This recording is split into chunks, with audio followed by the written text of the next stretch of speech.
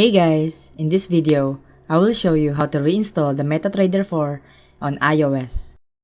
As you can see on the screen, I have the app installed on my iOS device.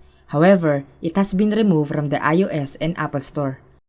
Metatrader 4 is the #1 Forex trading platform, and it was removed, and it is still available on Android. So what I want you guys to do is go ahead and first go over to the settings on your iPhone or iPad. To reinstall the app, go to General in your iPhone settings and scroll down to the background app refresh. If you turned this feature off before, turn it back on. This will enable you to download the app. Next, we are going to visit a website called VIP Plugin. Type in VIP Plugin on your phone's browser. The website should look like this, and it is a plugin site for iOS and Android apps. So you can go to search bar on vipplugin.com and type in Metatrader. And then, it's going to say apps required. Click on start install and VIP plugin will install the plugin to your device within a few minutes. Wait for the download and installation to complete. So, we'll just wait for this to finish. And the website here is vipplugin.com.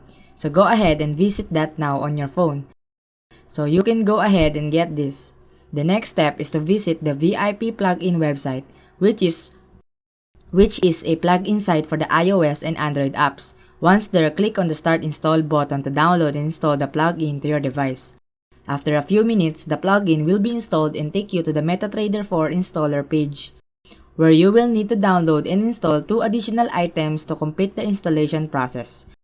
To download and install the Metatrader 4 on iOS, tap on the Start Install button on the VIP plugin website, and wait for the plugin to install on your device. Then, download 2 of the required apps to proceed with the installation.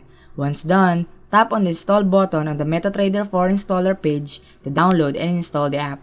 So there you have it. Thank you for watching, and please don't forget to subscribe.